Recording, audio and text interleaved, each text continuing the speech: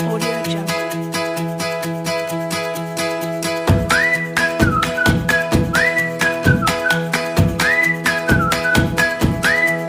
Audio Jungle. Assalamualaikum warahmatullahi wabarakatuh. Salam sejahtera untuk kita semua. Pada video pembelajaran kali ini, Ibu akan memaparkan bagian-bagian otak. Yang pertama, cerebrum atau otak besar. Sesuai namanya, otak besar merupakan bagian terbesar pada otak. Dengan otak besar, manusia mampu berpikir, mengendalikan pikiran, mengingat, dan bahkan mampu berbicara. Kecerdasan seseorang turut diukur berdasarkan kemampuan otak besar. Di dalam cerebrum terdapat beberapa lobus. Yang pertama, lobus frontal atau frontal lobe yang terletak di otak bagian depan, kira-kira sejajar dengan tulang dahi. Lobus frontal berfungsi untuk mengkoordinasi perilaku yang memerlukan kemampuan tingkat tinggi, seperti kemampuan motorik, perencanaan, menyelesaikan masalah, fokus, serta menimbang baik dan buruk. Yang kedua, lobus parietal atau parietal lobe yang terletak di belakang lobus frontal. Lobus parietal berperan dalam kemampuan mengatur sensasi tubuh, tulisan tangan, posisi tubuh, dan menerjemahkan informasi yang dikirim oleh bagian otak lain. Selanjutnya, lobus temporal atau temporal lobe yang terletak di sisi kanan dan kiri otak dekat telinga. Lobus temporal berfungsi untuk mengendalikan kemampuan daya ingat visual dan daya ingat verbal, pendengaran, dan menginterpretasikan emosi.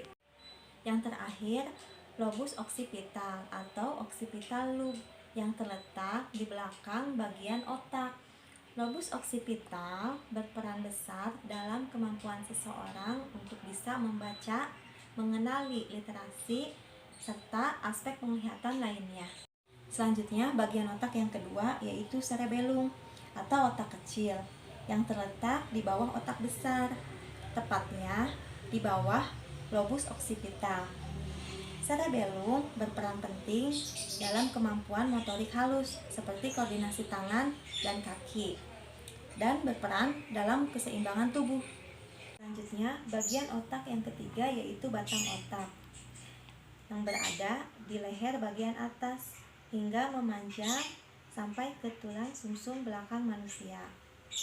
Batang otak mengatur fungsi dasar manusia seperti proses pernapasan, proses denyut jantung, proses kerja ginjal, dan hal lain yang vital bagi manusia. Batang otak dibagi menjadi beberapa bagian. Yang pertama, otak tengah, yaitu batang otak sebagai penghubung antara otak besar dan otak kecil. Otak tengah berhubungan dengan proses penglihatan pada manusia. Selanjutnya, medula oblongata, yaitu titik awal dimulainya saraf menuju ke tulang belakang dan dilanjutkan ke seluruh tubuh. Medula oblongata berhubungan dengan fungsi pengontrolan otomatis organ-organ pada manusia. Yang terakhir, pons, yaitu batang otak yang terletak di bawah medula oblongata dan mengatur serta meneruskan segala informasi ke bagian otak yang lain. Bagian otak selanjutnya yaitu sistem limbik atau limbic system, yaitu bagian otak yang terletak di tengah-tengah otak. Sistem limbik mempunyai beberapa komponen.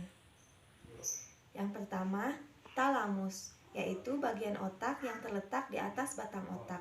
Fungsinya untuk memproses dan memindahkan informasi mengenai pergerakan sensori di otak. Berikutnya, amigdala, yaitu sekelompok saraf yang berbentuk seperti kacang almond yang berfungsi atas persepsi emosi seperti marah, takut, sedih, dan lainnya. Selanjutnya, hipokampus, yaitu bagian kecil di otak yang berperan penting dalam mengingat informasi baru dan menghubungkannya ke dalam ingatan tersebut. Bagian sistem limbik berikutnya yaitu parahipokampal gyrus yang berperan penting dalam pengkodean dan pengenalan suasana lingkungan. Selanjutnya, fornix, yaitu bagian tertipis dari hipokampus dan juga titik di mana struktur ini terhubung ke dalam talamus di belakang dahi. Yang terakhir, cingulate gyrus, yaitu lipatan melengkung yang menutupi korpus calamus yang berperan dalam pemrosesan emosi dan regulasi perilaku. Berikut fungsi otak secara umum. Yang pertama, sebagai alat sensori terhadap perasaan. Yang kedua, sebagai alat untuk menerjemahkan visual. Yang ketiga, sebagai pusat pengatur gerakan koordinasi antar otot tubuh dan pengaturan keseimbangan.